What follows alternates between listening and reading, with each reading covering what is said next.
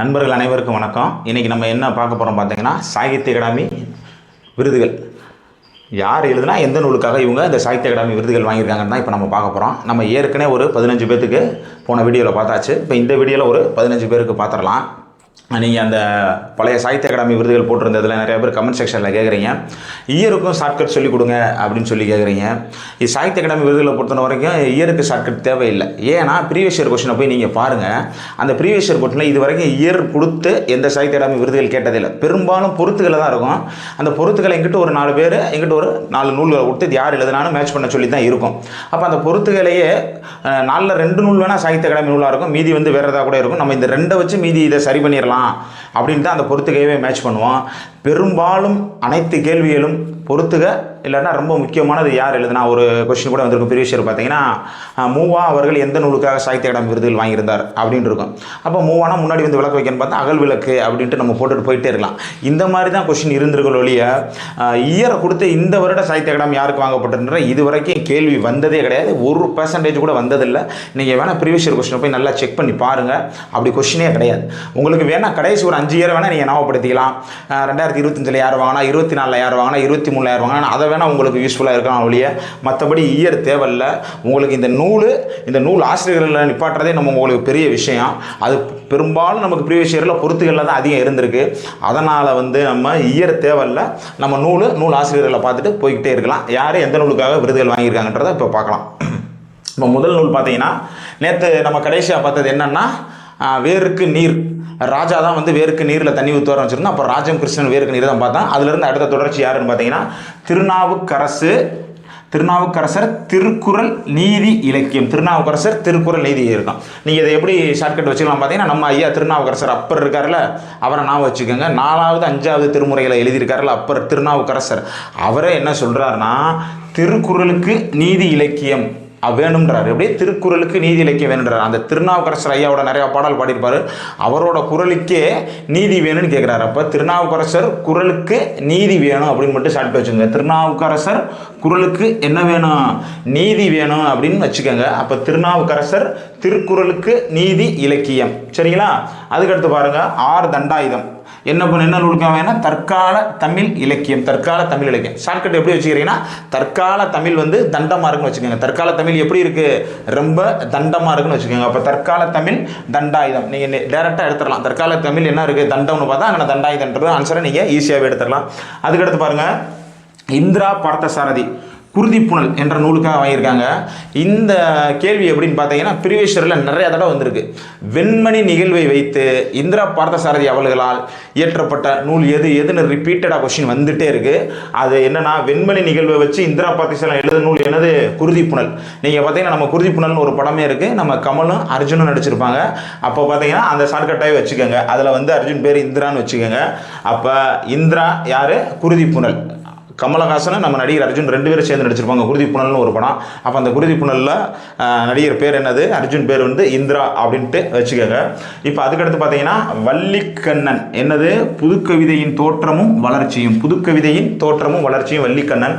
இப்போ இந்த வள்ளி பார்த்துக்கோங்க, நம்ம முருகன் இருக்காங்கல்ல, காடு முருகன், அவரோட மனைவி தான் வள்ளி. அந்த வள்ளி என்ன பாடுறாங்க? வெறும் புதுக்கவிதையாக பாடுறாங்க. அந்த வள்ளி என்ன பாடுறாங்க? வெறும் புதுக்கவிதையாக பாடுவாங்க அப்படின்னு ஷார்ட்கட் வச்சுக்கோங்க. அப்போ முருகன் அவர்களுடைய மனைவி வள்ளி என்ன பாடுறாங்க? நிறைய புதுக்கவிதைகளை பாடுறாங்க. புதுக்கவிதையை பார்த்து தான் முருகனை திருமணம் பண்ணிட்டாங்கன்னு கூட நீங்கள் ஈஸியாக ஷார்ட்கட்டில் வச்சுக்கோங்க. அடுத்து பார்த்துக்கோங்க, தி ஜானகிராமன் சக்தி வைத்தியம். தி ஜானகிராமன் சக்தி வைத்தியம். நாங்கள் இவரை எப்பயுமே ஷார்ட்டாக எப்படி கூப்பிடுவோம்? தி ஜா. இவரை எப்படி கூப்பிடுவோம்? தி ஜா. தீயை வச்சா என்னது? ஆட்டோமேட்டிக்காக சக்தி வந்துடும் வச்சுக்கோங்க. தீ வந்தாலும் என்னது? ஆட்டோமேட்டிக்காக சக்தி வந்துடும் அப்படின்னு வச்சுக்கோங்க. இப்போ பார்த்தீங்கன்னா, அடுப்பில் தீயை பொறுத்துனா தானே உணவு ரெடியாகும். உணவு சாப்பிட்டா தான் உங்களுக்கு சக்தி வரும்னு வச்சுக்கோங்க. தீ வந்தால் என்ன வந்துடும்? சக்தி வந்துடும். அப்போ தீஜா சக்தி வைத்தியம் அப்படின்னு வச்சுக்கோங்க. அடுத்து கண்ணதாசன் சேரமான் காதலி. இதை நீங்கள் ஈஸியாக அப்படி வச்சுக்கோங்க. கண்ணதாசன் நாங்கள் எப்போயுமே ஷார்ட்கட்டில் கண்ணுன்னு தான் வச்சுருவோம். என்னது? நான் நிரந்தரமானவன், எனக்கு அழிவே இல்லைன்னு யார் சொன்னால்? கண்ணதாசன் தான் சொல்லியிருக்காரு. மாற்றம் ஒன்றே மாறாதது அப்படின்னு சொன்னவர் கண்ணதாசன் தான். அப்போ என்ன சொல்கிறீங்க? காதலி உங்களுக்கு கண்ணு மாதிரி இருக்குன்னு வச்சுக்கோங்க. எப்படி? காதலி உங்களுக்கு கண்ணை போன்றவர் வச்சுக்கோங்க. அப்போ காதலி யார்? கண்ணுன்னு வந்தாலும் யாராரு? கண்ணதாசனை நான் வச்சுக்கலாம். உங்கள் காதலியை வந்து நீங்கள் கண்ணு மாதிரி வச்சுக்கோங்கன்னு ஷார்ட்கட் வச்சுக்கோங்க. அப்போ காதலிக்கு என்ன? உங்களுக்கு காதலி உங்களுக்கு கண் போன்றவள் அப்படின்னு வச்சுக்கோங்க. காதலி கண். அப்போ கண்ணதாசன் சேரமான் காதலி அந்த நூலுக்காக வாங்கியிருக்காரு. அதுக்கடுத்து பார்த்தீங்கன்னா ராமலிங்கம். இந்த ராமலிங்கம் யார்? நம்ம ஐயா ராமலிங்க அடிகளார். யார்? ராமலிங்க வள்ளலார் ராமலிங்க அடிகளார். அந்த ராமலிங்க அடிகளார் உடை பார்த்துருக்கீங்கன்னா வெள்ளை உடை தான் போட்டிருப்பார். என்ன போட்டிருப்பார்? வெள்ளை, ஃபுல் அண்ட் ஃபுல் வெள்ளையில் தான் இருப்பார். அப்போ அவர் புதிய உரை நடையில் அவர் புதிய உடை போடுறாருன்னு வச்சுக்கோங்க. அப்போ ராமலிங்கம் புதிய உடை. ராமலிங்கம் புதிய உடை தான் போடுவார். யார்? நம்ம வள்ளலார். ராமலிங்க வள்ளலாரை பார்த்தீங்கன்னா வெள்ளை ட்ரெஸ் பிளெயினாக புதிய உடையை தான் எப்போவுமே போடுவார். அப்போ ராமலிங்கம் புதிய உரை நடை, அதுதான் அவர் எழுதின நூல். நீங்கள் புதிய உடைன்னு கூட வச்சுக்கோங்க ஷார்ட்கட். புதிய உடை யார் போடுவா? நம்ம ஐயா ராமலிங்க ஐயலார் தான் போடுவார்னு சொல்லி நீங்கள் ஈஸியாக ஷார்ட்கட்டில் எடுத்துடலாம். அதுக்கடுத்து பார்த்தீங்கன்னா PS ராமையா மணிக்கொடி காலம். இந்த ராமையான்றவர் பல காலத்தில் வாழ்ந்தவர்னு வச்சுக்கோங்களேன். அவர் வாழ்ந்த காலம்லாம் என்னது? மணிக்கொடி காலம். அவர் வாழ்ந்த காலம்லாம் மணிக்கொடி காலம்னு ஷார்ட்கட்டாக வச்சுக்கோங்க. ராமையா வந்து பழமையான ஆள். அவர் வாழ்ந்த காலம் மணிக்கொடி காலம். அவர் இந்த காலத்தில் வாழலையா, அவர் அந்த மணிக்கொடி தேசிய கொடி ஏற்றின காலத்திலேருந்து வாழ்ந்துட்டு இருக்காரு அப்படின்னு வச்சுக்கோங்க. அப்போ ராமையா மணிக்கொடி காலம். அதுக்கடுத்து பார்த்தீங்கன்னா TMC ரகுநாதன் பாரதி காலமும் கருத்தும். TMC ரகுநாதன் பாரதி காலமும் கருத்துன்னு இருக்கு. நீங்கள் ரகுநாதனுக்கு பதிலாக யாரை வச்சுக்கோங்க? நடிகர் ரகுவரனை வச்சுக்கோங்க. அவர் பேசுகிறதே எப்படி பார்த்தீங்கன்னா பாரதி மாதிரி பேசுகிறாரு, பாரதியார் காலத்தில் இருக்கிற மாதிரியே பேசிகிட்டு இருக்காரு அப்படின்னு கூட வச்சுக்கோங்க. ரகுவரன் பாரதியார் காலத்தில் இருக்கிற மாதிரியே பேசுவார். அப்போ ரகுநாதன் பாரதி காலமும் கருத்தும். அதுக்கடுத்து பார்த்தீங்கன்னா திரிபுர சுந்தரி லட்சுமி. நீ திரிபுர சுந்தரினால என்னது? 3ன்னு வச்சுக்கோங்க. ஒரு காவேரியை போல். இப்போ காவேரியை பார்த்தீங்கன்னா காவேரிக்கு தான் ஏற்பட்ட பிரச்சனை நடந்துகிட்டு இருக்கு. அப்போ காவேரி மேலாண்மை வாரியம் எங்கேருந்து வருது?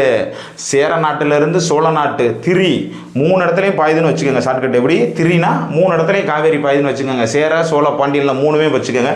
திரிபுர சுந்தரி ஒரு காவேரியை போல். காவேரி எப்படி? சேர சோழ பாண்டிய 3 தேசத்துக்கும் பாயுது. திரி தேசத்துக்கும் பாயிரனால திரிபுர சுந்தரி யார்? ஒரு காவேரியை போல அப்படின்னு ஷார்ட்கட் வச்சுக்கோங்க. அடுத்த ஞான சம்பந்தம் கம்பன் புதிய பார்வை. இந்த ஞான சம்பந்தம் போல் நம்ம அந்த டிவியில் தொலைக்காட்சியிலாம் வர்றாருல ஐயா பேராசிரியர் ஞான சம்பந்தன். அவரை பார்த்துருப்பீங்க, நிறையா படத்தில் நடிச்சிருக்காரு. அவரை வச்சுக்கோங்க. அந்த ஞான சம்பந்தன் வந்து பார்த்தீங்கன்னா கம்பன் புதிய பார்வை. என்னது? கம்பன் புதிய பார்வை இருக்கார்.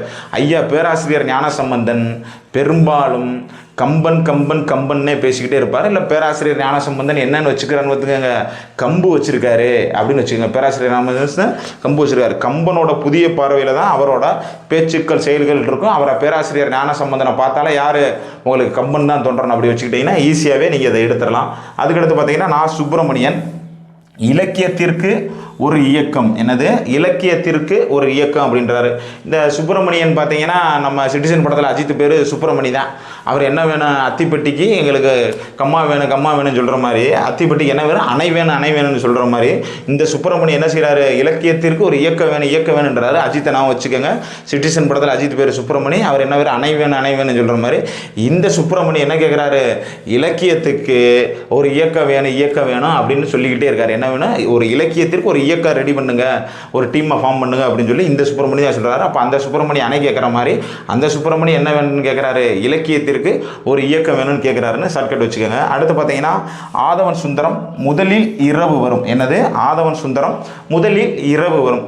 இப்போ பார்த்தீங்கன்னா ஆதவன்னா என்னது? சூரியன். ஆதவன்னா என்னது? சூரியன். சூரியன் வர்றதுக்கு முன்னாடி என்ன இருக்கும்? இரவு தான் இருக்கும். சூரியன் வர்றதுக்கு முன்னாடி என்னது? இரவு இருக்கும். சூரியன் வந்தால் தான் என்னது? பகல் வரும். அப்போ ஆதவன் வரணும்னா முன்னாடி என்ன இருக்கும்? இரவு இருந்தால் தான் ஆதவன் வர முடியும். அப்போ முதலில் இரவு வரும் யார்?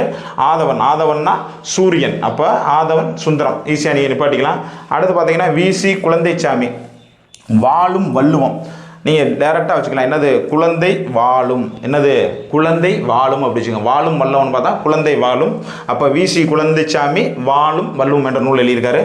அடுத்து பார்த்தீங்கன்னா லாசா ராமாமிர்தம் சிந்து நதிகள் அப்படின்ற ஒரு வரலாற்று கட்டுரைக்காக வாங்கியிருக்காங்க. லாசா ராமாமிர்தம். நீங்கள் பார்த்தீங்கன்னா அந்த சிந்து நதி இருக்குல்ல, அந்த சிந்து நதியின் நீர் வந்து எப்படி இருக்குன்னா அமிர்தம் மாதிரி இருக்குன்னு வச்சுக்கோங்க.